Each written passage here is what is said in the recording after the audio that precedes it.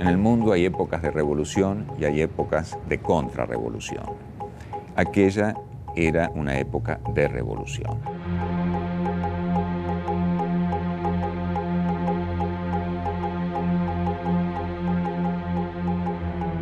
Estábamos en aquel entonces en 1972 y había un gran enfrentamiento entre las fuerzas democráticas y los militares que habían usurpado el poder derrocando al presidente constitucional Arturo Illia en 1966. El peronismo llevaba 18 años proscriptos desde 1955. El clima de contestación y de insubordinación social iba en aumento. No solo el cordobazo, el tucumanazo, el mendozazo, el rosariazo, toda esa cadena de explosiones sociales masivas aceleró y dinamizó ese proceso de crecimiento de las organizaciones. Existían sentimientos profundamente unitarios en los sectores populares, en el pueblo, que vio, sobre todo durante la lucha contra la dictadura de la NUCE, a las organizaciones armadas como abanderadas y vanguardias antiimperialistas, por la democracia, por la justicia social. La NUCE comprende el gran desafío para el sistema, para la hegemonía de la burguesía argentina, que significa este auge de masas y la presencia de las organizaciones armadas. Comienzan las desapariciones, hay una aplicación generalizada de la tortura. Era muy difícil formular una denuncia de tortura, de malos tratos, y que prosperara, que se investigara. Era realmente lamentable cómo llegaban los presos. Éramos abogados defensores de los presos políticos, de los presos de la guerrilla, de los sindicalistas combativos. Nunca les preguntaba a los presos ni qué pensaban, ni de qué partido político eran. De muchos creo que nunca lo supe. Además, la mayor parte de los presos políticos habían sido trasladados, por un lado, a la cárcel de Rawson y por otro lado a la cárcel del Chaco. Yo creo que la razón fundamental es alejar a las direcciones revolucionarias, las direcciones de las organizaciones armadas, de los lugares en los que podían tener un contacto con el exterior, ¿no? Ese contacto era mucho más difícil en la cárcel de Rawson. En una cárcel que por su ubicación geográfica se consideraba que era imposible escapar.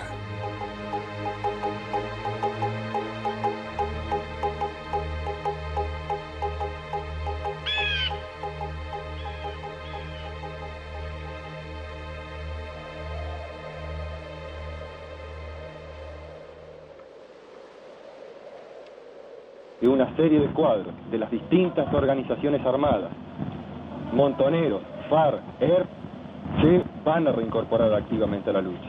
Esto para nosotros fue todo un éxito entonces.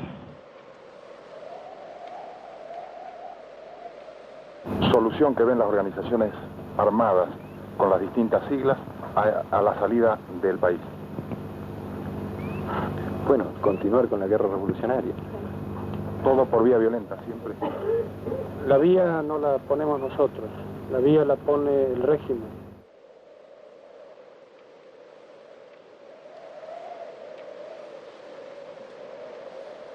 Nosotros entendemos que está suficientemente demostrado que el régimen siempre va a tener alguna trampa, y no casualmente, sino porque necesitan las clases dominantes mantener una situación de privilegio sobre el pueblo explotado. Aquí, ya que estamos también en la Patagonia, concebimos esta acción, esta lucha, como la continuación de la lucha que libraron todos los obreros rurales, los obreros industriales, que en los años 21 fueron asesinados por el ejército, por la represión. Somos los continuadores de ellos. Terminada la primera independencia, en este momento estamos en la segunda independencia por la liberación del imperialismo yanqui y por la construcción de una patria socialista.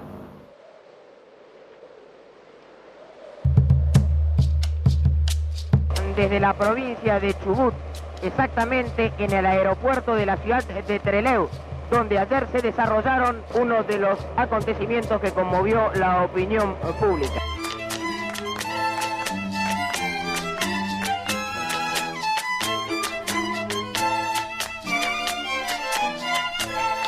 ¿Estaban uniformadas o vestidas de civil? No, estaban todos de civil, identificados algunos con una gorrita con una estrella roja. Y contador, ¿cómo se inician las cosas entre Trelew? Bueno, por represa. Las medidas ejecutadas por los efectivos militares sobre dicho instituto penal han permitido, como se sabe, esta es una de las zonas que ha sido declarada de emergencia. Autoridades militares son las encargadas de revisar minuciosamente cada uno de esos equipajes. ¿Hubo alguna máquina de resistencia, algún conato?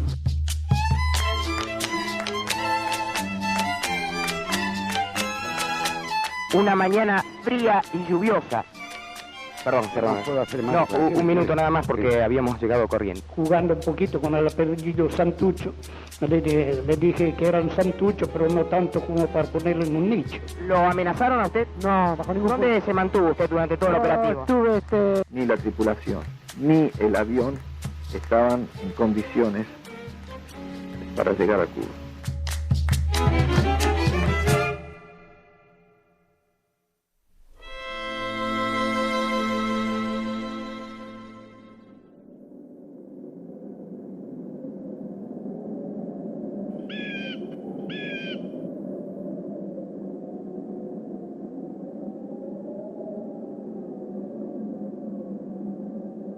Cuando empiezan a llegar los presos y leemos en los diarios que la cárcel de Rawson iba a ser de máxima seguridad y iba a estar dedicada a este hecho de la detención de los presos políticos y sociales, la reacción del pueblo inmediatamente nos están trayendo un problema que no es nuestro. Era como que Trelew era un lugar allá lejos, muy al sur, donde qué iba a pasar.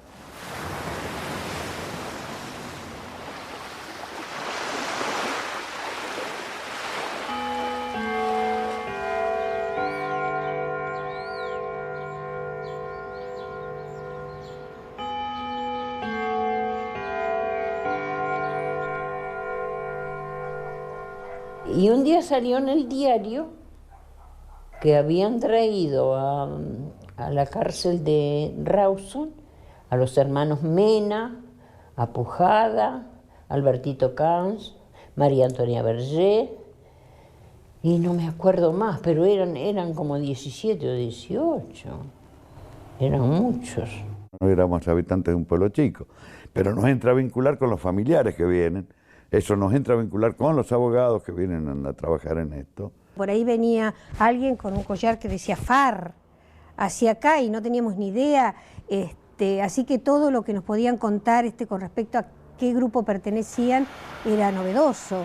Venían de todos lados, venían de Chaco, de Tucumán, de Córdoba, venían de todos lados. Yo soy la tía de María Angélica Sabelli. Mi vieja que iba al penal de Rawson me dijo, mi vieja tenía 72 años. Yo aprendí cosas que no sabía que existían, ¿no? De que cómo se puede vivir de otra manera. Me llamo Soledad. Soy la mamá de Eduardo Capello. En esa época teníamos un Citroën, así es que el viaje no fue muy placentero, pero a partir de ahí, todos los meses íbamos a verlo.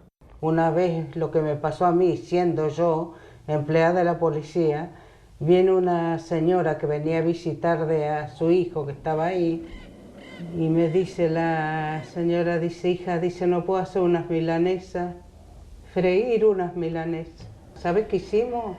Porque a mí me controlaban tanto por estar ahí. Entonces yo le digo, mire, esta es mi amiga va a salir adelante y usted siga al atrás. Mi amiga la va a hacer las milanesas. Así hicimos. Era un pueblito chiquito que iba a depender de la solidaridad de la gente para poder contener a tantas personas. Por lo general siempre venían la madre, el padre, la mujer y los chicos, ¿viste? Y sobre todo si había chicos, por ahí se quedaban en casa. Mi casa se llenó de hilitos, de soguitas en la cocina, en el baño, donde colgaban pañales. Lo que podíamos hacer era tirar colchones en el piso, digamos en la cocina, comedor que había y en la habitación. La puerta siempre tenía que estar abierta, porque nunca sabíamos quién se iba a refugiar. Y pasaba que para ello quería abrir, estaba con llave, me abría la puerta y yo, ¿usted quién es? Yo me tenía que identificar diciendo que era mi casa. Tenía una gran olla donde hacía mucha salsa y en otro tenía una olla grandota también para poner muchos fideos. Por las dudas, uno nunca sabía si iban a comer 2 o de repente íbamos a ser un pueblo comiendo. Me dicen, vos sabés que nosotros estamos organizando algo para ayudar a esa gente, a esos presos políticos. Estamos organizando apoderados, porque esa gente dentro del penal necesitan ayuda, que quien lo vaya a visitar, quien le puede llevar algo, un paquete de hierba, lo que sea. Y eso me interesó a mí mucho. Yo fui el primero que fui a cumplir esa función. A través mía vino un segundo y a través de los dos se fue abriendo. Al último hubo como 50, 60 apoderados. Me contaron después que había dicho Flores, yo quiero que si hay un apoderado para mí, que sea un obrero como soy yo. Entonces caí yo justo ahí. Alrededor de nuestra cama había 170 paquetes. Cada paquete tenía 1 kilo de hierba, 1 kilo de azúcar, chocolate, cigarrillos. O sea, para llegar a la cama teníamos que saltar. Entonces a veces hacíamos hasta 6, 7 viajes porque éramos poquita gente con las bolsas cargadas al hombro, ¿no es cierto? En Rawson estaba presa la dirección de todas las organizaciones armadas. Nosotros somos los primeros en llegar. O sea, llegamos al aeropuerto de Rawson, nos juntan con los de Córdoba y todos juntos nos llevan al penal de Rawson. Había compañeras de la FAL, montoneras, de la FAR, del FAP, había gente del Partido Comunista. Y por supuesto estaba el gringo Tosco, ¿no? Que era el gran personaje de la cárcel. Yo ingreso a uno de los pabellones intermedios donde estaban los presos políticos. Al frente estaba Agustín Tosco, la parte de los presos del sindicalismo. En el pabellón donde yo estaba Santucho, estaba Ulla. Las luchas se complementaba la lucha gremial con la lucha de las organizaciones guerrilleras y cada uno tenía su andarivel, su misión y su tarea. Teníamos que formarnos políticamente para que una vez que saliéramos, o sea, fuéramos a insertarnos inmediatamente y poder seguir militando a la par de los otros compañeros. Nosotros ahí podíamos tener libros. Los entrábamos con dificultad porque los libros en general estaban prohibidos. Había horas que eran dedicadas cada organización a su estudio o a la formación de compañeros que habían tenido menos posibilidad de estudio. Y se estudiaba libros de marxismo, de historia argentina, de economía política, de historia de la revolución, de la revolución cubana, de la revolución rusa. Yo era empleado ya. Mi trabajo era ese, de mi casa a la unidad. La única, como ejemplo, de lo que teníamos nosotros es, ¿cómo se llama?, es de cuidarlos, que no se vayan. Todo lo que te entraba a la unidad, lo controlaba yo. Si eran salidas de internos, si eran entradas, si era... Bueno, ese era el trabajo mío en ese puesto. Y empezaron a traer los terroristas que dicen que eran del DLR, que eran montoneros y qué sé yo. Empezaron a caer todos. Ahí no se puede ir nadie. Yo se lo aseguro. Si uno, como se llama, hace lo que tiene que hacer, esa cárcel es segurísima. Nadie se escapa.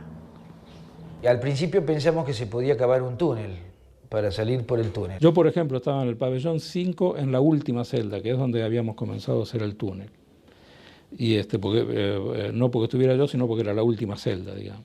Y eso quedaba a 15 metros del paredón. Sacaron las baldosas con mucho cuidado para no romperlas. Los Bralmetal, que eran una especie de calentadores, bueno, se desmenuzaban y se usaban para hacer palas para excavar. Cuando teníamos un aviso de los compañeros que estaban adelante por si venía alguien, tapábamos esa baldosa y los bordes los rellenábamos con plastilina. Se hacen unas especies de molde con engrudo y papel de diario. Sobre todo La Nación, que era el más grande, se hacían perfiles para sostener los túneles. Entonces íbamos cavando medio metro y poniéndole, era un trabajo bárbaro, y poniéndole ese cartón, ¿no? Se nos dio la orden de abajo de coser bolsitas. Había que evacuar todo el material que se sacaba del túnel. A las pibas les pasábamos, cuando ellas salían al recreo, les pasábamos eso mismo por los agujeros. Las piedras se tiraban donde jugábamos al fútbol. Todos vaciamos las alforjas nos levantamos y empezábamos a patear como si tirábamos una pelota arriba y empezábamos a patear. Pateabas para cualquier lado, pero vos decías la cancha ya estaba llena de piedras chiquitas, ¿no? O sea, evidentemente ellos no se dieron cuenta. Pero la celda se llenaba de agua cuando cavábamos. Era una idea muy linda, pero bastante difícil de realizar. Si hubiéramos terminado el túnel, el patio hubiera tenido como 1 metro más de altura. Todavía estaríamos llenando bolsitas y tirando bolsitas. Había que agarrar para otro lado porque por el lado del túnel no funcionaba la cosa. Tratábamos de pasarlo lo mejor posible, tratábamos de que si había compañeros que se deprimían, estar al lado de los compañeros para levantarles el ánimo. Las chicas habían hecho algunos agujeros en el piso que tenía zonas de vidrio para que pasara la luz. Primero era un solo agujero, después se fue sumando otro agujero al lado, cosa que se hacía más grande. A medida que pasaban los días íbamos agrandando cada vez más el agujero. O sea, no sé si nosotros agrandábamos en los agujeros o eran los compañeros de abajo que agrandaban más el agujero, pero de hecho el agujero cada vez tomaba mayor envergadura. Y nos comunicábamos con las mujeres, hacíamos una especie de pirámide y ahí dialogábamos. Eran las visitas que teníamos con las compañeras o los novios, digamos, y las novias, ¿no? A partir de ese agujero se formó la pareja de Alberto Camps y de Rosa María. Podían tocarse, agarrarse la mano, besarse también, Estar mirando por el famoso agujero y lo vi al Roby Santucho, que era una maravilla como bailaba la chacarera.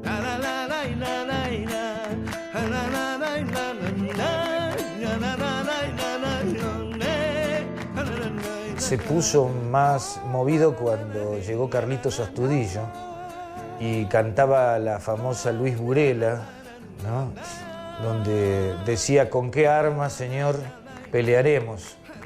Y ahí todo el coro gritaba: con las que les quitaremos, dicen que gritó. Los compañeros se ponían al borde de la reja, los del pabellón de enfrente al borde de la reja de ellos, nosotros al borde de la reja nuestra, y era prácticamente una especie de gran guitarreada sin vernos las caras, con reja por medio, pero nos podíamos echar bien.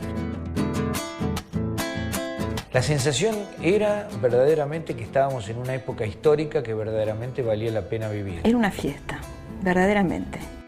Y esto marcaba en la cárcel reuniones grandes. Y después de las charlas individuales, normalmente terminaban en un gran debate donde Tosco, Santucho, Quieto, Pujada participaban abiertamente Era un debate. No hubo discriminación entre aquel que era exclusivamente un preso gremial o un preso que había decidido la lucha armada. En última instancia nos sentíamos en un mismo camino. Y yo dije, no, yo tengo que luchar. Porque si un general San Martín luchó por una libertad,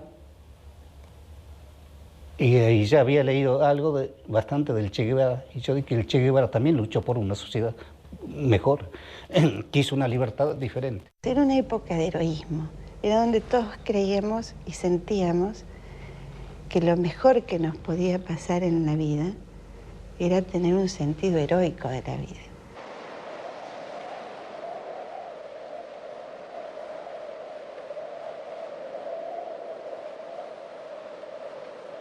Cualquier manifestación, por más pacífica de cualquier tipo, del pueblo genera una represión violenta y la muerte de obreros, de gente del pueblo.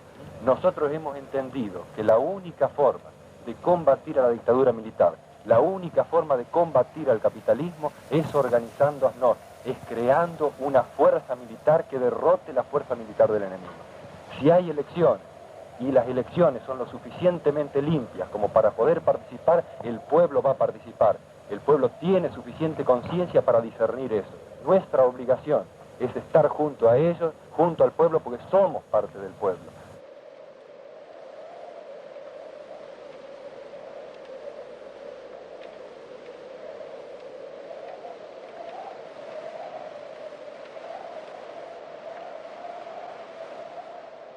Había una especie de norma de criterio que la primera tarea de cualquier compañero preso era empezar a pensar en la fuga. Porque era la única manera de reincorporarnos a la lucha revolucionaria, es decir, a la lucha contra la dictadura. La mayor cantidad de compañeros de conducción estaba presa y entonces Para nosotros era una prioridad poder recuperar esos compañeros que estaban presos. En aquella época uno ya sabía que no había ninguna opción jurídica o legal que te diera alguna posibilidad.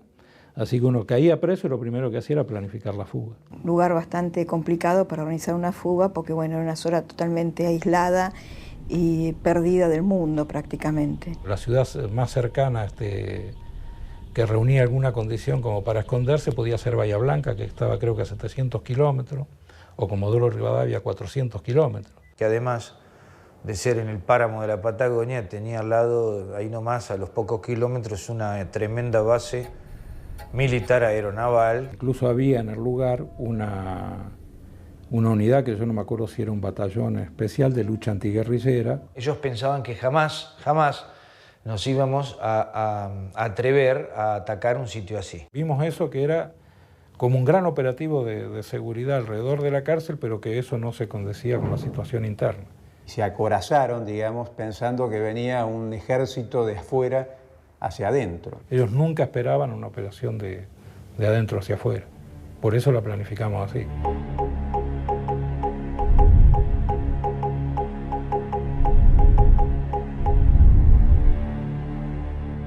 Y bueno, la idea fue tomar la cárcel desde adentro. Con el apoyo de los compañeros de afuera, con los camiones, para salir organizadamente del penal, el secuestro de un avión y partir todos los compañeros hacia Chile y posteriormente hacia Cuba.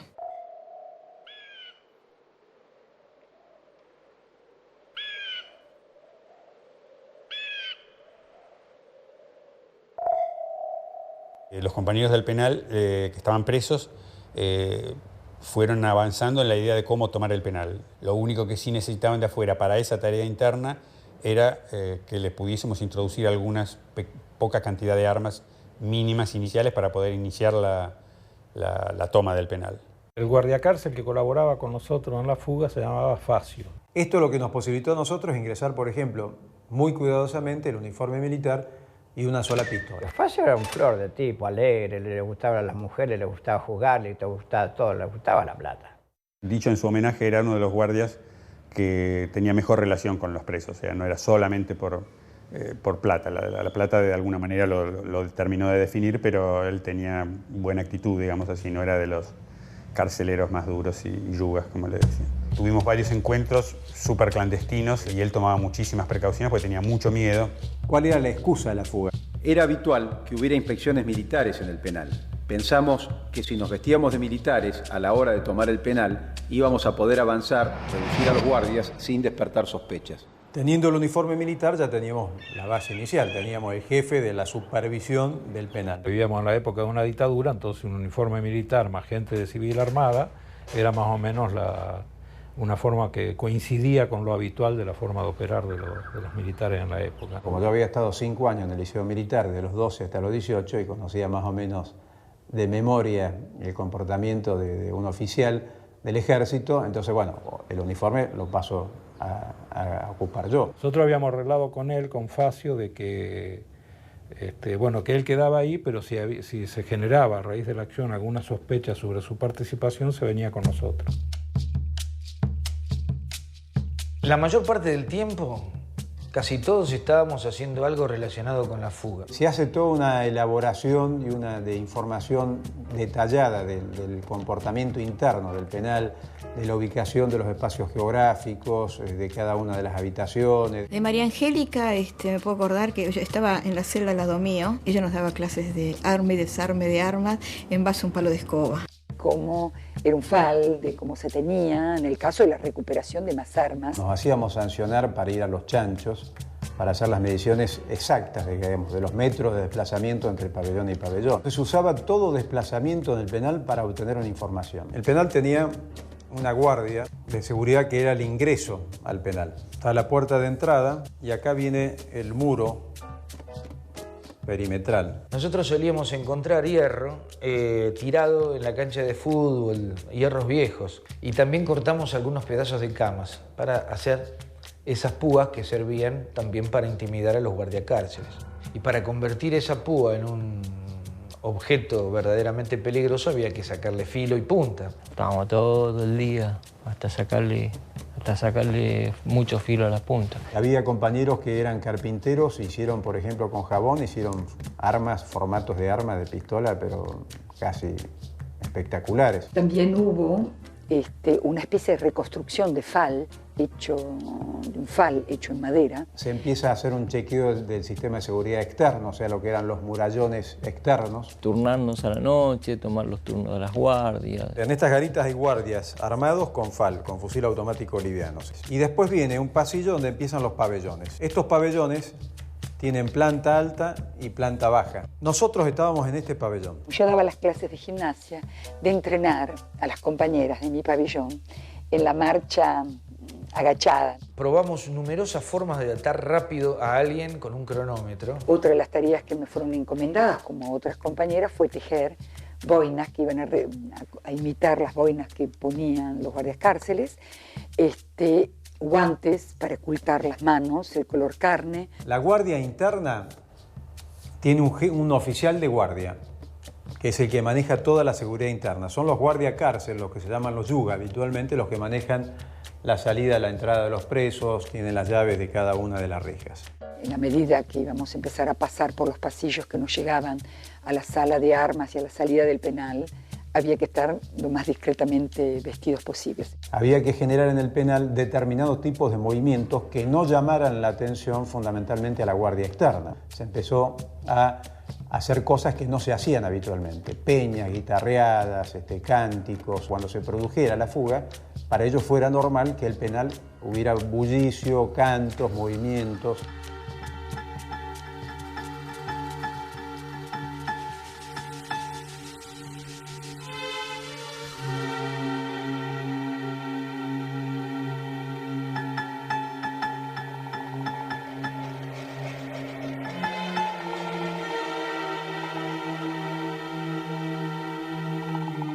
Los compañeros en total éramos 116 los que se iban a fugar. En función de eso se pensaron los vehículos que había que tomar para traer hasta la zona. El traslado iban a ser en 2 camiones, un camión grande, un camión mediano, un camión chico. Y un auto.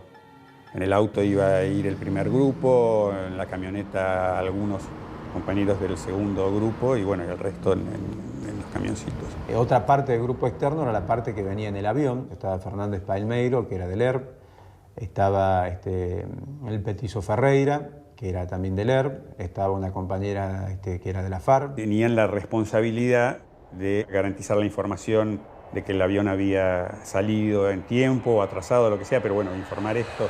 Y cuando teníamos la confirmación de esto, íbamos con toda la caravana, encabezada por el Falcon, seguido por la camioneta y por último los 2 camioncitos, íbamos hasta el penal. Ahí había que dar la primera señal de que había salido el avión y por lo tanto que comenzase la toma del penal. Tarea del primer grupo era llegar a la puerta y abrirla, de la forma que costara lo que cueste. Sin que se produjeran mayores bajas, ni nuestras, ni las del servicio penitenciario. Tarea del segundo escalón, o sea, de los 19 hombres, era ir consolidando punto por punto que se iba avanzando. Yo tenía que retener a la guardia cárcel, las 2 guardia cárceles que tenía nuestro pabellón. Y yo estaba encargada, como tocaba guitarra y cantaba boleras, de hacerla, a ella le gustaba escucharme, de hacerla acercar a la reja. Tomar toda la parte de la cocina, la enfermería, la parte de donde estaba la capilla, todo el patio central. Tarea del tercer escalón, los 120 hombres, era consolidar y empezar a organizar la salida de los compañeros para la fuga, de acá y de acá. La segunda seña es un pañuelo, sacarse un pañuelo en la puerta del penal, ahí en la puerta de ingreso al perímetro del penal. Los compañeros de afuera veían, era una seña visual, digamos, veían esa seña, se subían a los camiones y entraban al penal. Yo tenía simplemente que volver a mi camioneta, subir a la camioneta y enfilar hacia el penal y los camioncitos iban a venir atrás mío. Y en esos vehículos nos retirábamos nosotros. Eso era como estaba planificado. Había que hacer 15, 16 kilómetros, no recuerdo con exactitud, que había entre Rawson y Trelew. Más o menos teníamos calculado lo que demorábamos en copar el penal, en llegar al aeropuerto, ocupar el vuelo y desviarlo para Chile. Se sabía que se le iba a poner en un aprieto también al gobierno de Allende. ¿Por qué? Bueno, nosotros no nos quedamos en Chile, había que ir a Cuba. Los abogados que teníamos la confianza de las organizaciones político-militares, algunos de nosotros, supimos de la fuga con anterioridad. Para las organizaciones significaba un golpe muy fuerte al régimen militar, casi dejarlo en ridículo, y de esa manera también debilitándolo políticamente.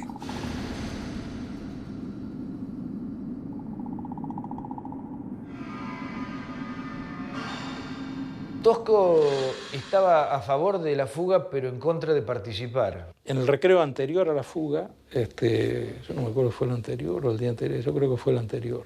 El inmediatamente anterior a que nos íbamos a fugar, habíamos decidido decirlo. El planteo de Tosco era que él era un dirigente político y social, y por lo tanto el gobierno tenía la obligación de dejarlo en libertad por derecho. Entonces fuimos a decirlo, fuimos Marco Satinki y Roby y yo. Creo que con muy buen juicio Tosco decide apoyar moralmente esta iniciativa y relativamente comprender los objetivos, pero no participar, porque su situación era otra. Le dijo Roby, le dijo, bueno, mira gringo, le decíamos nosotros, mira gringo, nos vamos a fugar. Y bueno, entonces él nos miró y se sentó. Como que se sentó en cuclillas así sobre la veredita, ¿no? Entonces pensó 10 segundos, no sé, a mí me parece más, pero debe haber sido 10 segundos, y absolutamente lo único que dijo fue, ¿y yo qué tengo que hacer?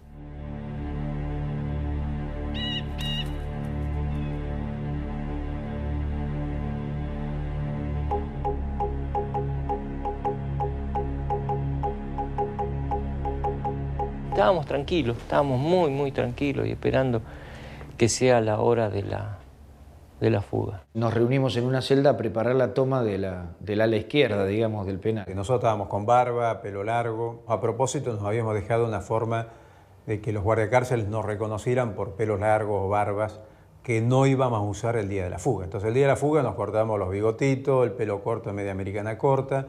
La orden de empezar la fuga en todos lados iba a ser cuando cantáramos la Luis Burela. Lo que me quedó grabado por el grado de, no sé cómo llamarlo, pero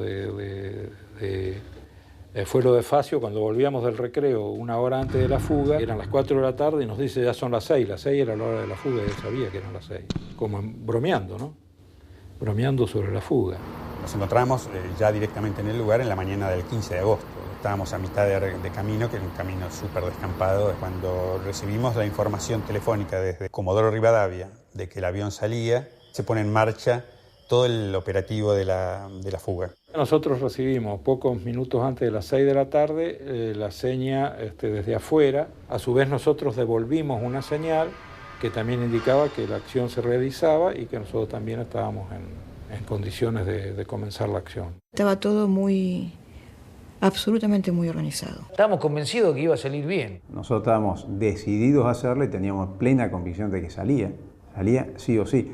Había un compromiso muy, muy fuerte en eso.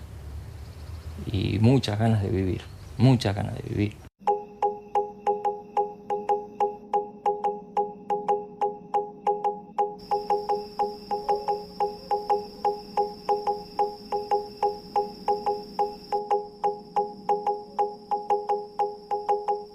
Primero hicimos llamar con Facio, ya lo teníamos planificado, al jefe de guardia. Cuando se arrima el oficial de guardia, el negro quieto, el Roby, no sé, creo que estaba Gringo Mena también, lo reducen. Con la pistola lo reducen y lo obligan a que abra esta primera reja. Ese grupo irrumpió adelante y detrás de él fuimos nosotros. De ahí Quieto y yo nos fuimos arriba donde estaban las compañeras. Cuando vi subir a Marco con una 45 en la mano, su gamulán puesto y una cara y un gesto de decisión. No hubo ningún tipo de resistencia, le explicamos qué es lo que iba a pasar, qué es lo que íbamos a hacer y las encerramos en una celda. Yo sabía de la fuga, pero ahí comprendí que todo había empezado y que esto era imparable. De ahí avanzamos los 6 con Facio y el jefe de guardia adelante. Estos hombres que estaban en las garitas, que tienen visión directa, lo que veían es que había una delegación con un oficial del ejército que se movía hacia esta guardia. Era un momento muy peligroso porque tenía que abrir la puerta. Y efectivamente, bueno, abrieron la reja. Ya los mismos compañeros de estos pabellones y de estos se encargan de reducir los pabellones de arriba. Los uniformes de guardia se los íbamos sacando a medida que los íbamos reduciendo. De repente aparecieron vestidos de guardia cárcel, pero ya eran los sublevados. Un compañero que le decían Pajarito iba acomodando a los prisioneros nuestros adentro de los calabozos. Y me paró, me dijo, párese, no se mueva. Entonces con esos mismos uniformes se iban vistiendo otros compañeros. Nos vamos hacia adelante, hacia la puerta ya del penal. Hacia el objetivo central, que era esta puerta. Donde está la sala de armas. Eran las 6:30, 7 menos cuarto de la tarde, cuando nos aparecieron. Y le decimos, bueno, muchachos, se ha tomado el penal. Estamos decididos a todo, dice. Así que cooperen, dijo. Y nos tenía ahí agarrado, sin nada en la mano, ¿qué le íbamos a hacer nosotros? Nos tuvimos que entregar. Y ahí Facio me dio una gran ayuda porque él mismo se puso como junto a los guardias y dijo, ¿no? No, ríndanse, que no haya, que no pase ninguna desgracia, no sé qué cosa, y se puso con las manos en la nuca hacia delante mío, arrodillado, y ahí se arrodillaron varios. Bueno, me ayudó tremendamente. Me pidieron las llaves, sabía que yo era el armero y le entregué las llaves. Cuando teníamos reducido eso, ya teníamos prácticamente el penal dominado, porque ahí era donde estaba todo el armamento y los guardias. Se arma una cadena y se vacía esta sala de armas. María Angélica Sabelli, que era chiquitita, venía con los fales que se le cruzaban para todos lados. La primera cosa que me dijeron, que habían copado todo el penal y que iban a salir, a fugar, y que quedamos tranquilos. Y me encargaron de mantener tranquilo también a los internos comunes. Estas torretas teníamos que poner hombres nuestros. Como iban vestidos de guardia cárcel, a la persona que estaba de guardia no le llamaba la atención. Y cuando ya voy a entrar, me apuntalan 2 personas con rifle FAR. Y conforme iban llegando los empleados que iban a tomar servicio, los iban secuestrando ellos ahí. Entramos como 10 en cada calabozo, qué sé yo, 1,50 m por 1 metro. Uno de los guardias, evidentemente, se alerta o ve algún movimiento raro o llega a reconocer entre la gente que se acercaba a alguno de los presos. Y en ese momento se produce el tiroteo. Una persona parapetada con un fusil automático a unos pocos metros de la puerta por donde teníamos que salir, era absolutamente imposible irse. Nos iba a matar a todos con ese solo fusil. Venían armados y venían a irse, venían decididos a irse, ¿no es cierto? Entonces, la decisión de ellos era poderosa, pase lo que pase. Y ahí fue que muere un guardia cárcel, ahí lamentablemente Valenzuela se llamaba. Y nos vamos a la sala del director, al cual le dije que avisara a las garitas de que se trataba de un incidente sin importancia, bueno, que arreglara la situación. Di una explicación como que habían sido unos estudiantes que habían pasado y tirado unos petardos, unos cohetes, y que estaba todo tranquilo, que no pasaba nada. El tipo dice, ustedes están locos, los van a matar a todos, nos van a matar a todos, acá no hay forma de evadirse, hay más de 80 hombres armados. ¿Usted tuvo miedo? Un poquito, un momentito, sin poquita nerviosidad, propiamente miedo no. Y ya nuestro pabellón salió en fila hacia la puerta del penal. Nosotros le habíamos pedido a Tosco que una de las cosas que hiciera fuera tratar de controlar que no se alboroten, digamos, los presos y se fuguen. Bueno, él era el compañero respetado por todos nosotros, por todos los presos sindicalistas y también por los presos comunes. No me voy a olvidar nunca de la mirada de Tosco al pie de la reja cuando nosotros partíamos, y él quedaba y la seña de buena suerte que nos hacía. Y ahí tengo fresco como si fuera hoy pasar por el pabellón de presos comunes. Y que esos hombres observaban en total silencio, con rostros muy fuertes, muy expresivos, rostros castigados, hombres que no iban a salir más, y que acompañaban de alguna forma con el silencio el otorgarnos la posibilidad de la fuga. Algunos con la vez de la victoria, otros con el puño cerrado.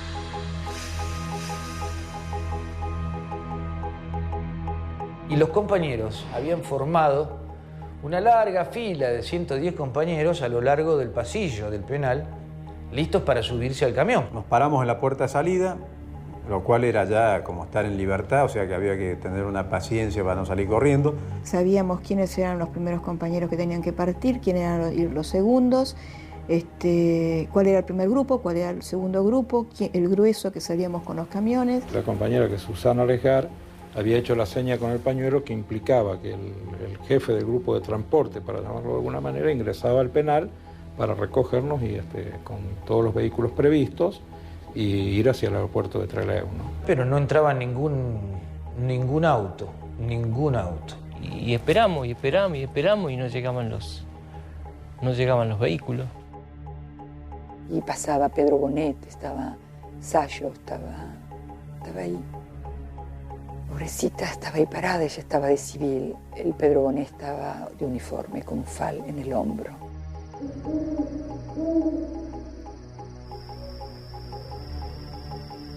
Y Marco Satinki me dice, nos quedamos, negrito, me parece que nos quedamos porque no vienen los camiones. Lo vi a Capello, la vi creo que a Lesgar. Cuando yo salgo de acá, ya acá había ingresado un solo coche. Un Falcon que venía un compañero en el Falcon ese, Carlos Goldenberg, y dijo, los camiones se van. No sé qué pasó, pero se van. Se acercó Pedro y dijo, compañeros, algo falló. Tienen que volver. Hasta la victoria siempre. Ahí se produce una confusión mía. Lo cierto es que, bueno, el Falcon ingresa al penal. Yo veo una señal que interpretó como que la cosa se había ido mal, que se había fracasado. La convicción de los compañeros de afuera no era la misma convicción que teníamos nosotros. Ellos no pensaban que no se podía hacer la operación. La distancia que había era corta, no había posibilidad de dudas respecto a la señal. La plaza quedaría 30, 40, 50 metros como mucho. La dificultad no era en todo caso de la distancia, sino sobre todo el peso de muchas exageradas responsabilidades que uno tenía que asumir. Uno creía que, como también decía antes, de que difícilmente terminase con estar preso. La opción era que salía bien o que nos podían matar de alguna manera, ¿no? A partir de esta señal que a mí me pareció de fracaso es que yo le digo a los camiones que nos retiremos. En silencio me dio vuelta. Y volvimos a tomar el paso. Y los presos y los sindicalistas seguían prendidos a la reja, comprendiendo que, bueno, había fallado.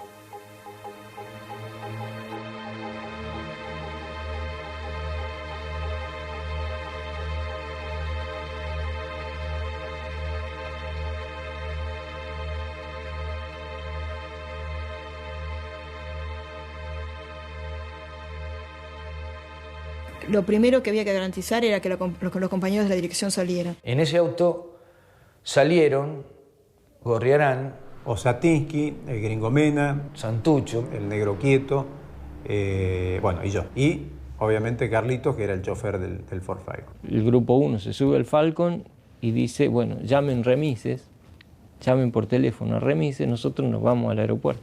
Y lo primero que hicimos fue recorrer Rawson, porque no podíamos creer que no habían entrado los camiones. Lo que pensábamos era que se habían confundido, que estaban perdidos en alguna calle, ¿no? Al no encontrarlos, ahí nos demoramos bastante, salimos rumbo a Trelew, ¿no?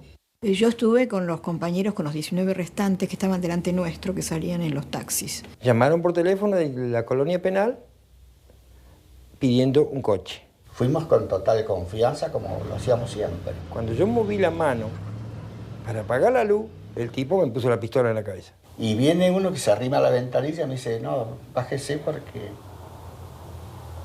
hemos tomado el penal. No se mueva, me dice. Bájese, deje la llave puesta. Segundos habrán sido, 2 o 3 minutos habrá sido. Sí, enseguida nos vinieron. Y ya nos vinieron a sacar cada uno a su coche. Ya cuando fuimos al coche ya estaba cargado, estaba completo. Inclusive hay un compañero que entra por la ventana casi. El último de todos, después del cual cerramos el penal, fue Carlitos Astudillo, el cantante de la Luis Burela. Se fueron todos, ¿no? Quedó silencio. Nosotros teníamos que mantener a la gente que teníamos secuestrada dentro del penal como rehenes. Y aguantar hasta que... para una rendición con condiciones.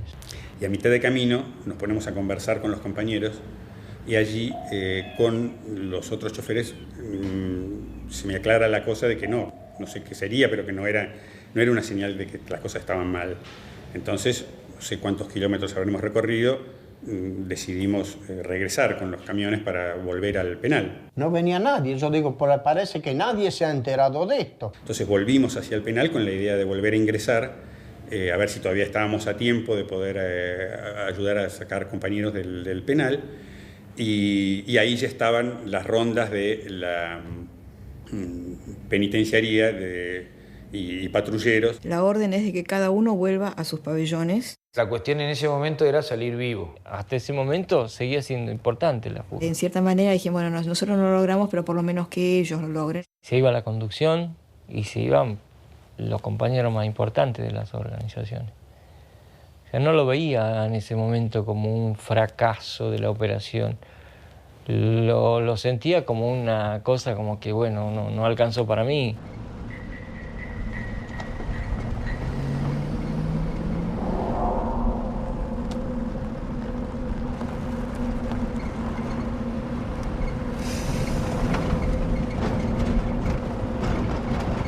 Cuando llegamos al aeropuerto me doy cuenta que el avión ya está por decolar. Nos ocurre ocupar la torre de control del aeropuerto y con la excusa de que éramos militares y que había una bomba en el avión, que lo pararan, que lo íbamos a revisar. Cuando subo y se abre la puerta del avión, está el gallego Fernández Palmeiro con una azafata agarrada de la cintura y una bereta, me acuerdo, porque era un cañón largo, con un cargador largo, más allá de lo normal, y que me pone la pistola a la altura de la cabeza. No nos reconocen, creen que somos militares en serio, porque claro, estábamos armados con Falcon y para colmo uno de uniforme. Empezamos los gritos, que abran, que somos nosotros. Subimos al avión y había que tranquilizar el pasaje. Ahí es cuando el negro Quito agarra el micrófono y dice: señores, no se preocupen, este es un simulacro, les pedimos disculpas, quédense tranquilos en sus asientos.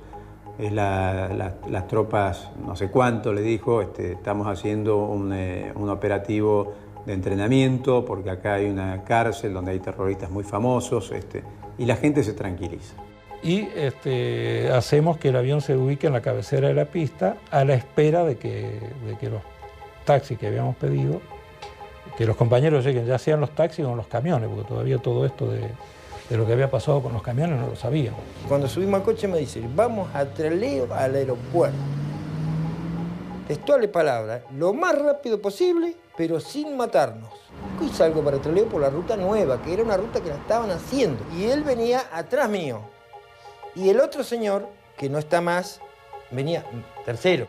¿Eran 21 que llevamos? No, 19. Los 19 restantes eran también cuadros de dirección. Llevaban más de 25 minutos de atraso respecto al resto. Y cruzar los dedos para que los compañeros pudieran llegar al aeropuerto y pudieran abordar el avión. 4 vidrios del auto, me bajaron y iban apuntando para afuera. Una de ellas, la mujer que yo llevaba, apuntaba por la luneta para atrás. Le digo yo a Bonet, le pregunto: ¿por dónde vamos? ¿Por arriba o por abajo? Bonet me dice: bueno, vamos por arriba. Y salta el otro, que creo que era Pujada, no puedo asegurar. Dice: no, por arriba no, porque está la base. Yo digo: acá va a estar la base o va a estar la policía y nos van a hacer sonar. Y bueno, ahí esperamos un tiempo ya prudencial, que bueno, cuando ya se ve que había saltado ya la operación, no podía mantenerse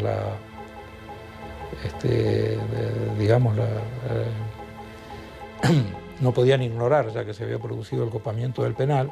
Lo lógico es que pusieran un IMOG, un vehículo cortando la pista de salida, y abortaran la operación. El otro coche se quedaba muy lejos, muy atrás.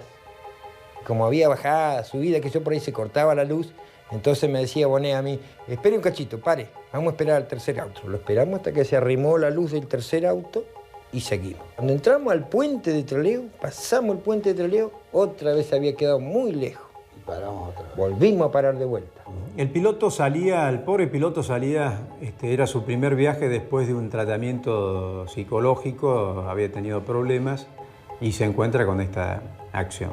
Y ahí el piloto no quería, estaba negándose a ir a Chile porque decía que no le alcanzaba la nafta, ¿no? Entonces el tipo dice, no, porque hay tormenta, porque hay nieve, porque no estoy preparado, no conozco la ruta, no tengo nafta, no tengo aceite, no tenía nada. Entonces, bueno, ahí Robbie le dice, si nos caemos todos.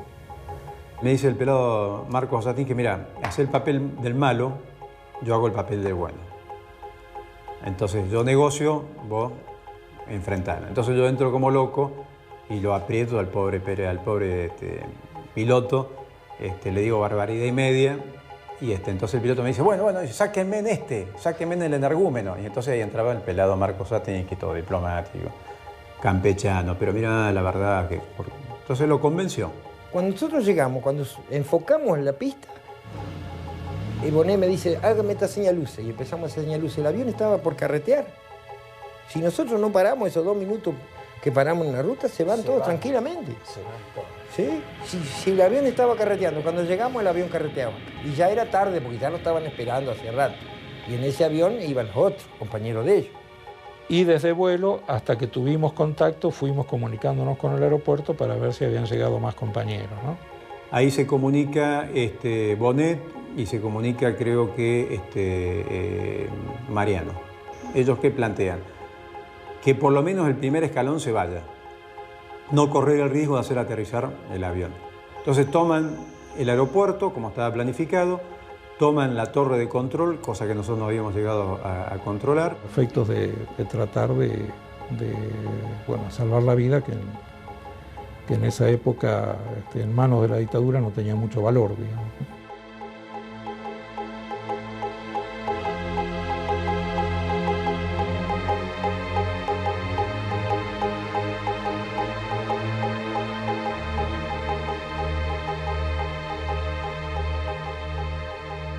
Acaban de manifestar miembros de las organizaciones armadas, FARC, ERP y Montoneros, que después de haber realizado esta entrevista y haber llegado a la masa de la población a través de la prensa escrita, es factible, y ellos lo han decidido así, entregarse incondicionalmente sin ningún tipo de violencia. Me buscan en Trelew para venir a hacer reportaje. Avisaron por megáfono que íbamos a entrar, que 2 periodistas van a entrar. Y de acá autorizaron, desde la puerta autorizaron, que ya estaba controlada por alguno de los muchachos, que nos dejaran pasar, pero que entráramos con los brazos en alto. 2 de las organizaciones que estamos aquí, representadas en algunos de sus miembros, son organizaciones peronistas, la otra no lo es. Hoy nos separan algunas diferencias políticas, pero estamos seguros que al calor de la lucha esas diferencias van a ser superadas. Esta acción es significativa de nuestra voluntad de unión. Estamos juntos en esto y vamos a luchar juntos por la liberación de nuestro pueblo. ¿Todo salió como fue planeado o esto fue un poco así víctima de las circunstancias? Sí, evidentemente, nuestra intención era irnos, ¿no? Hacer esto. No fuéramos todos, se fue solo un grupo. El resto no podemos llegar a tiempo. ¿No llegaron a tiempo? No llegamos a tiempo. El resto del grupo que despegó, que pudo despegar en el avión, ¿ya tenía órdenes precisas de que ustedes, si no llegaban a tiempo, ellos despegaran? Así es, sí. Así es. ¿Cuántos quedaron acá en este momento? Creo que somos de 19 o 20, en este momento lo vamos a contar. Bueno, entramos.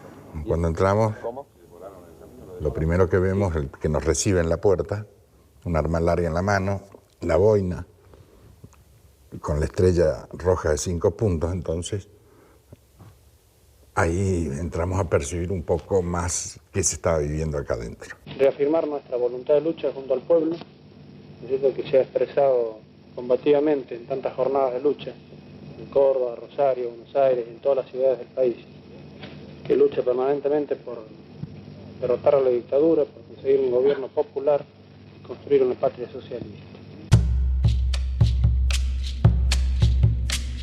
Yo los vi muy serenos, muy tranquilos, muy jugados. Vamos a exigir que el señor juez verifique nuestro estado físico, Para eso yo creo que podríamos pedir la presencia de un médico, que puede verificar el estado físico de todos los integrantes de este grupo. Se levantaban el pullover que tenía, el pullover lo levantaban para arriba, la camisa, y me decía, ve que estoy sano, mire que estoy sano, mire que estoy sano.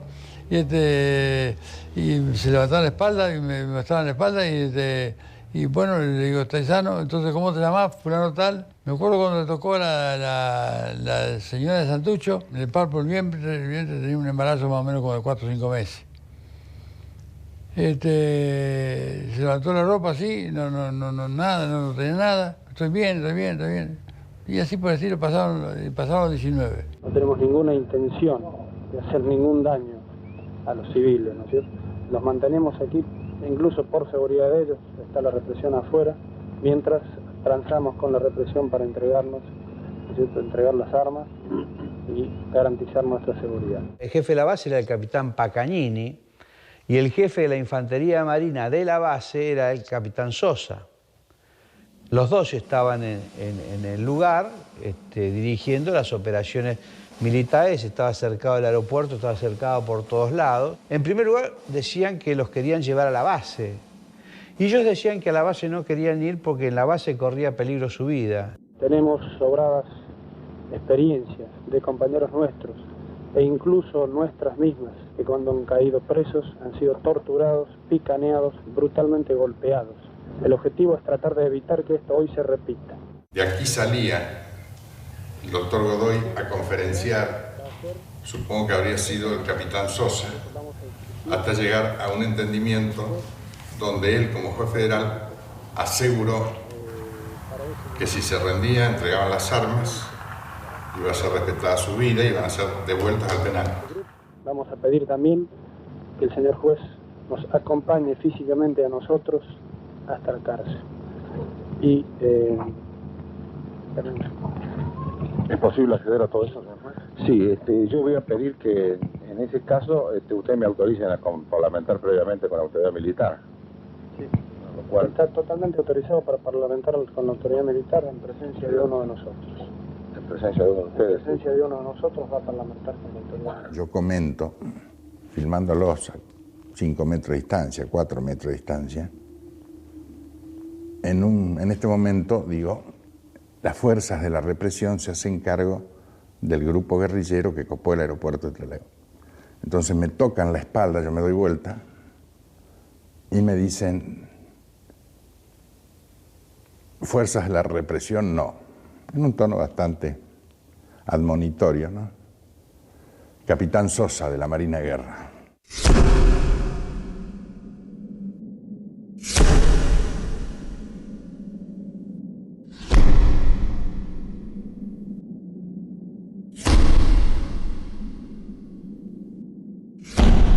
Subieron al ómnibus, fueron acompañados por un abogado, Mario Abel Amaya, por 3 periodistas y el juez. Estuvimos como con el ómnibus, con el motor en marcha, 15 minutos, media hora, no te sé decir, hasta que nos piden que bajemos. Nos pide el jefe de la base, el capitán Pacagnini, nos pide que bajemos. Bajamos con el juez y ahí nos comunica que ha recibido una orden del presidente de la Nación, el general Lanuse, de trasladarlos a la base. Y no, pero esto no lo he arreglado, y que esto no lo he convenido, que nos van a matar, que acá tenemos por nuestras vidas. Lo que podés decir en un micro, encerrado después de haberte rendido y con todo rodeado por fuerzas militares. Y sentimos la necesidad de ir con ellos hasta donde pudiéramos ir. Entonces es así que nos trasladamos desde el aeropuerto hasta la base y en un trayecto interminable donde iban vehículos militares adelante, a los costados, atrás, y llegamos a la base.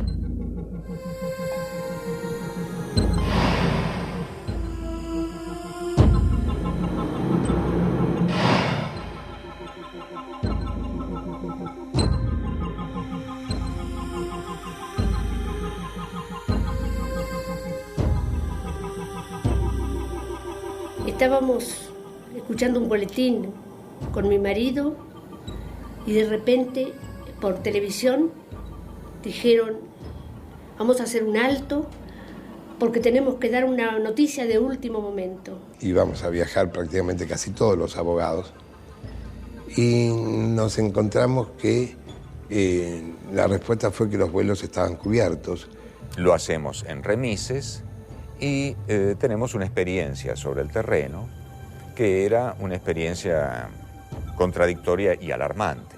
Ustedes pueden observar también que aproximadamente a 200 metros de la entrada del penal hay apostados soldados con fusiles automáticos livianos, equipos de radiocomunicación.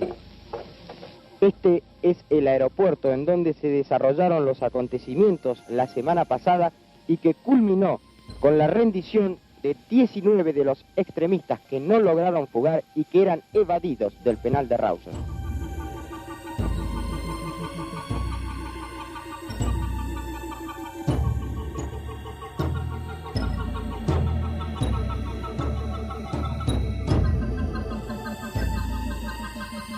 La severa custodia que se ha establecido en el aeropuerto está formada por miembros de la Marina y del Ejército. Como se sabe, esta es una de las zonas que ha sido declarada de emergencia.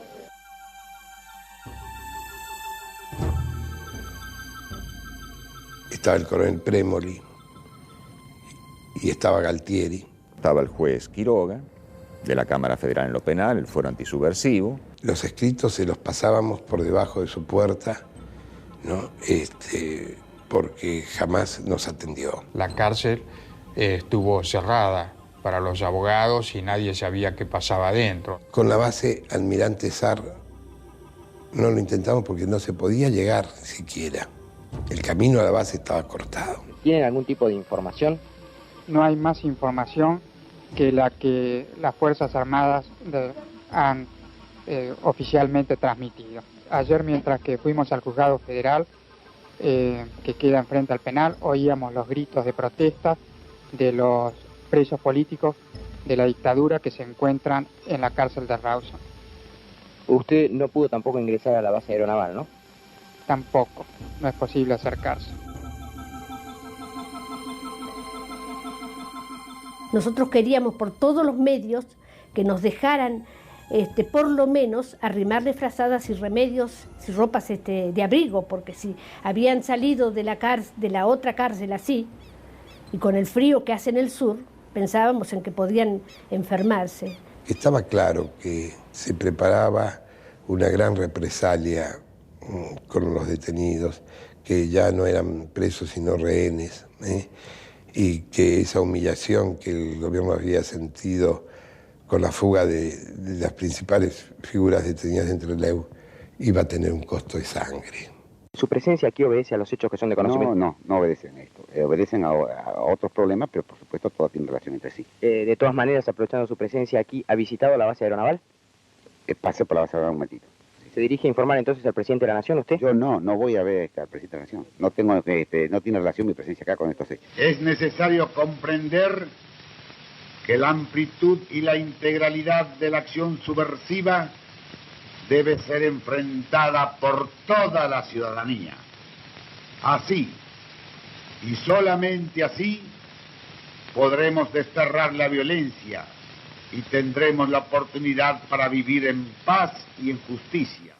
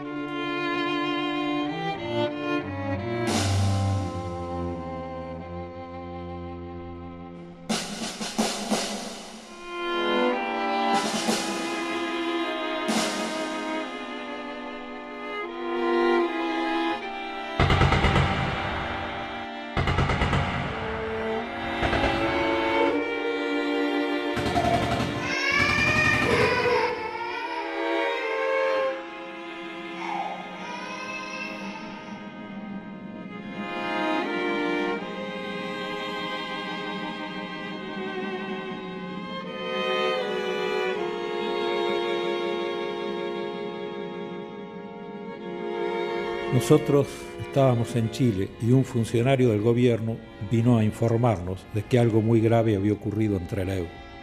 Lógicamente hay un momento de una gran tensión, de una gran de incertidumbre y tensión al mismo tiempo, como que nadie decía nada, digamos, ¿no? Ahí estaba la mujer de Santucho, estaba mi compañera. Es en la tarde del 22 que nos llega la noticia a través de los presos comunes de que había habido un intento de fuga en la base Almirante del Sar y que había habido un tiroteo y que había muchos compañeros heridos. Circulaba la versión de que había habido 3 muertos. Mario Hernández nos dice que a través de un familiar que trabajaba en la aeronáutica sabía que había pasado algo esa madrugada en la base Almirante Sar de Trelew. En Buenos Aires hubo sol ese día a la mañana y yo me desperté y vi sol y dije, ay, menos mal que hay sol porque hoy Marangelja no va a tener tanto frío.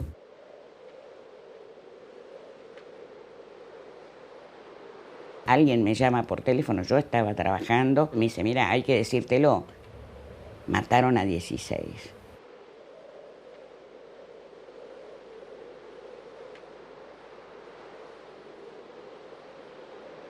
Entonces empieza a leer la lista de los muertos ahí, ¿no? Empieza a leer los nombres.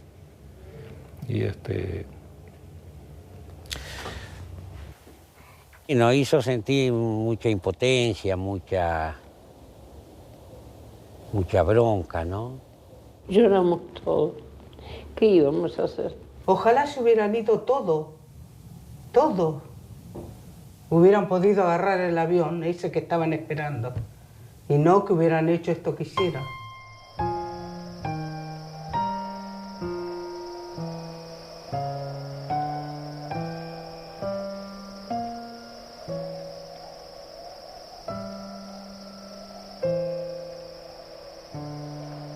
Y llegaban los nombres, y tal compañera, y tal otro, y tal otro, y tal otro. Mataron a una señora de Santucho que estaba embarazada. Santucho cruzó las manos sobre la mesa, bajó la cabeza y estuvo sin hablar cerca de 1 hora. A mí me persiguió muchísimo durante mucho tiempo como una culpa de alguna manera, me sentí muy responsable. La muerte de los compañeros a mí me volvía loco durante muchos años, digamos. Yo creo que hubo un profundo silencio, digamos, en este pueblo porque nadie esperaba un desenlace de ese tipo, ¿no es cierto?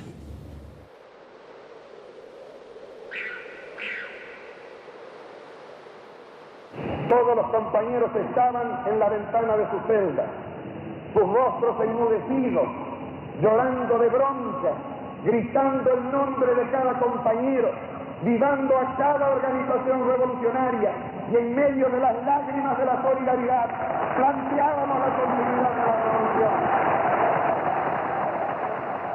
Fue el compañero Tosco, a grito pelado para que pudiéramos escuchar todos, que hizo un homenaje en nombre de todos los compañeros. Yo era la primera vez que lo escuchaba a Tosco hablar. A mí se me concedió un honor proletario como obrero de hablar para despedir en el sentido físico a los 19 compañeros. Para nosotros eran 19. A cada nombre de cada compañero y de cada compañera gritábamos presente hasta la victoria siempre. Eso fortaleció nuestro espíritu para superar las dificultades y para marchar unidos, construyendo esa revolución históricamente necesaria para nuestra patria y para nuestro pueblo. No fue fácil, para nada. No fue fácil, o sea, del golpe, dice, no fue fácil levantarse. Con un tenedor muy mal afilado que nos daban para comer el eterno cordero del sur, escribí los nombres de todos los compañeros en la pared. No fue fácil olvidar ni dejar de llorar todo ese tiempo. Eso no fue fácil.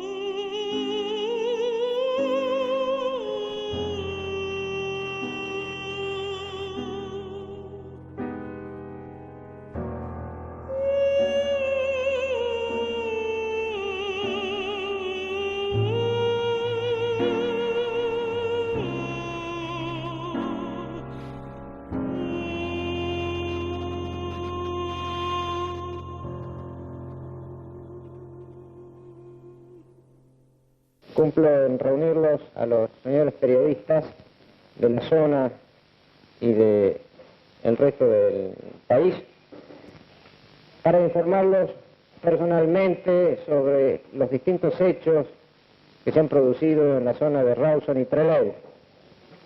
Después vinieron las explicaciones, las declaraciones, los comunicados. Se pretendió hacer creer que estos presos que estaban totalmente desarmados intentaron una fuga y arrebatarle la ametralladora al capitán Sosa. Los mapas presentados por las fuerzas militares a los medios para que vieran cómo había sido. Y cuando más mirabas los mapas, más te dabas cuenta de que fue directamente un asesinato, un fusilamiento a mansalva. María Antonia Berger, Alberto Miguel Camp y Ricardo René Aybar permanecen internados en salas individuales en un pabellón interno del nosocomio bajo fuerte custodia militar. María Antonia Berger le habían dado como muerta primero, bueno, después la alegría de saber que había vivido, lo mismo que Camps y el Turcaidar. Ellos fueron los que nos transmitieron los detalles de los últimos momentos y que el capitán Sosa había sido el que había comandado el grupo de marinos que los ametralló.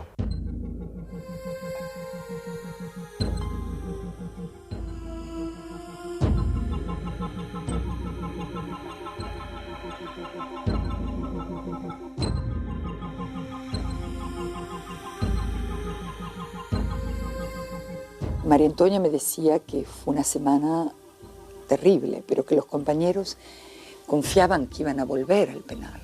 Pero los verdugueaban, los ponían desnudos, sobre todo a Pujadas, Tudillo, a Capello, y los hacían barrer, los insultaban, sobre todo Sosa. Y que varias veces hubo intento de fusilamiento con balas de fogueo. Y que esa noche los despertaron, les hicieron sacar los colchones, o parar los colchones, no me recuerdo muy bien, y que los hicieron, porque era un pasillo largo con celdas chiquititas, y los hicieron salir como tantas veces afuera de la celda. El oficial de guardia o el cabo de cuarto estaba a la entrada y a unos 10 metros estaba en la celda, en un pasillo que terminaba en una cosa ciega que no tenía salida para ningún lado. Me acuerdo que había 1 o 2 colimbas que hacían guardia y esa noche lo sacaron a todos.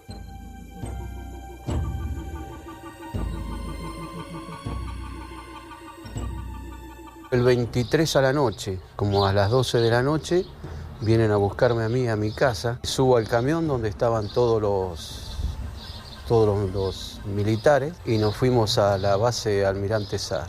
Nosotros ya llevábamos todos los féretros, todos los cajones, los 16 cajones, y nos dice un cabo, sargento, dice, mire, los cuerpos están arriba. Y era un salón grande, y bueno, ahí donde yo entré y vi todos los cuerpos.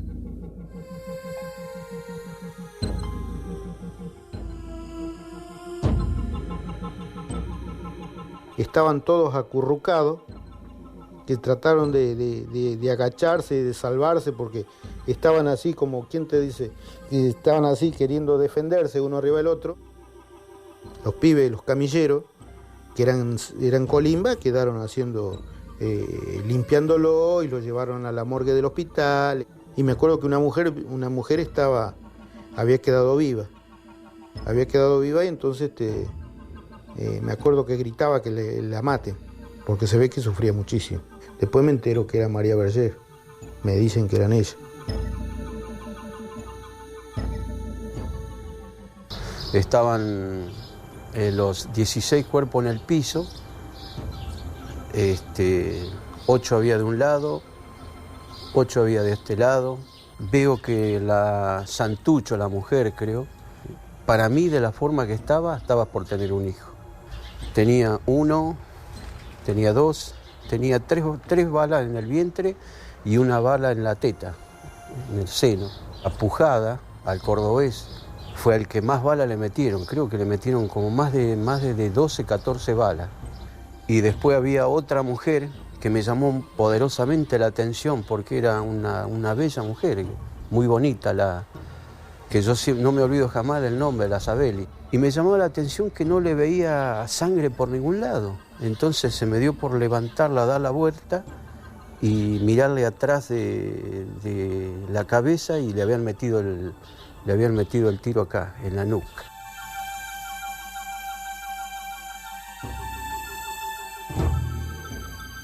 Alcancé a ver a la única mujer que había quedado viva, que era la Berger.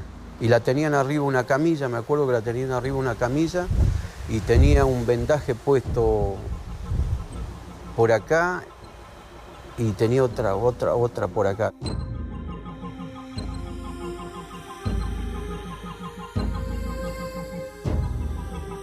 De las primeros compañeros era Clarisa y Susana Lesgar, Ana María, Villarreal, Santucho, que son los primeros que caen y gritan. Y se dan cuenta, María Antonia era de las últimas, con Isabeli, y Astudillo, todos esos compañeros, Camps eran de los últimos. Se dan cuenta que esta vez es cierto, que no es un intento, sino que es, y se tiran hacia adentro. Y ella escucha la muerte de los compañeros, los gritos. Creo que Coyuyo Mena dijo, Argentina, viva la Argentina, hasta la victoria siempre, compañeros, otros hijos de puta. Después paran las ráfagas y empiezan los insultos y van celda por celda a dar ese tiro de gracia. Y vio, con los ojos entrecerrados, que le ponía la pistola acá en la mandíbula y el tiro, la explosión en una 45, una Ballester Molina, eso que usaban, la explosión de la cabeza.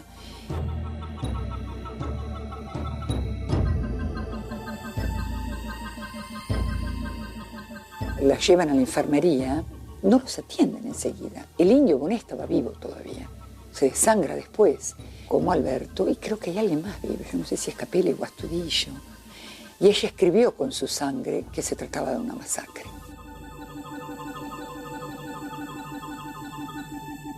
Nadie tenía que hablar nada, no tenía que hablar de los temas.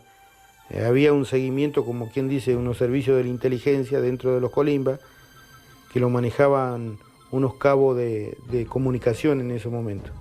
Y me acuerdo que había los chicos de los barrios de las periferias que nos tiraban piedra. Chicos de 7, 8 años le tiraban piedra a los colectivos de la base. E incluso ahí a veces le gritaban asesinos, asesinos, nos gritaban.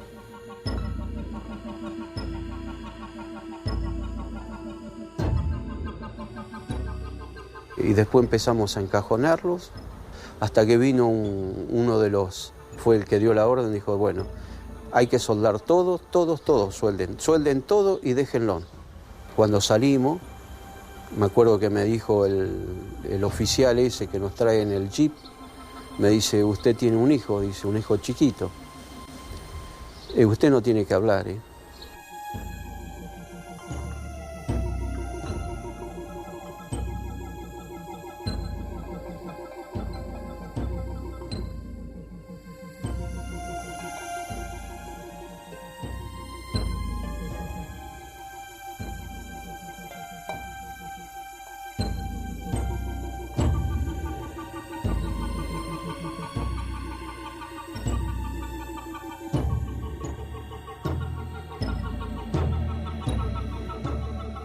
que ese pacto de silencio se corresponde por una decisión que fue tomada por la NUCE y los comandantes en jefe.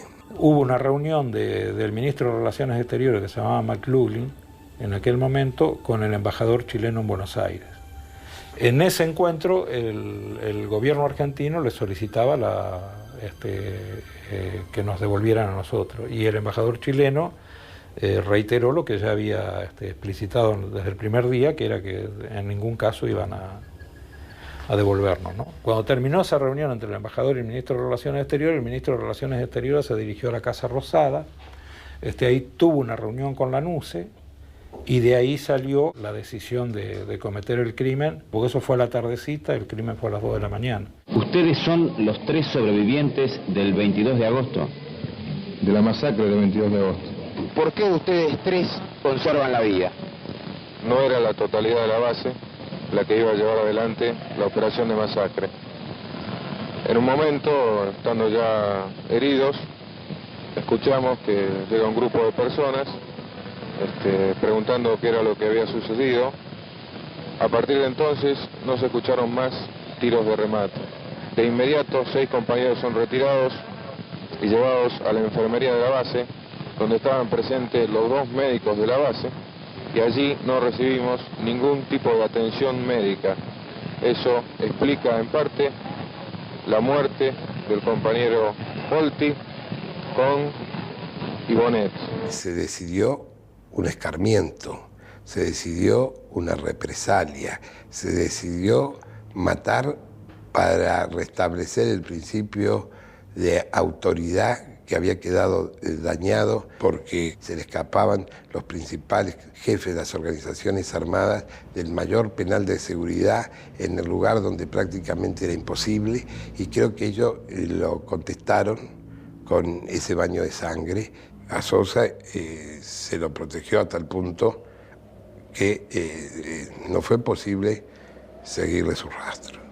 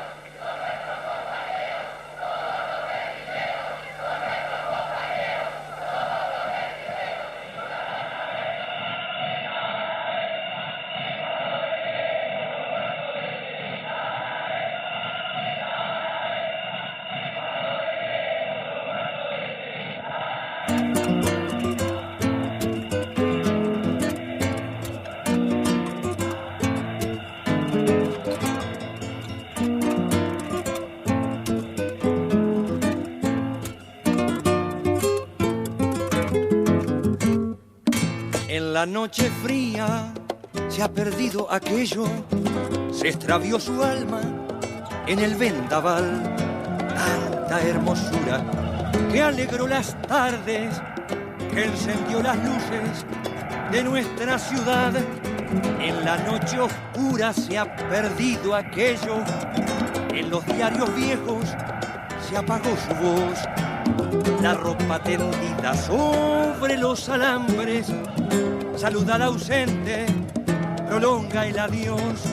Dicen que se fue, dicen que está acá. Dicen que se ha muerto, dicen que volverá. Dicen que se fue, dicen que está acá. Dicen que se ha muerto, dicen que volverá.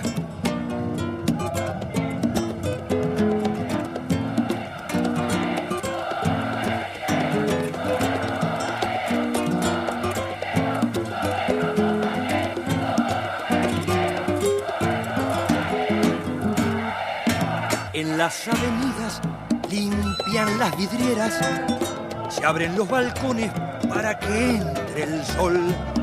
La gente retoma su tenso camino, retumba el trabajo sobre el hormigón, en la melodía que tocan a veces, pidiendo tijeras a la población.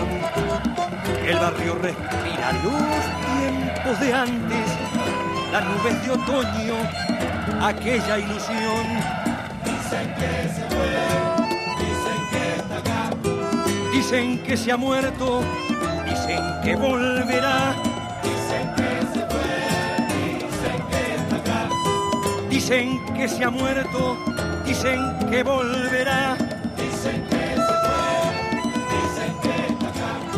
Dicen que se ha muerto, dicen que volverá.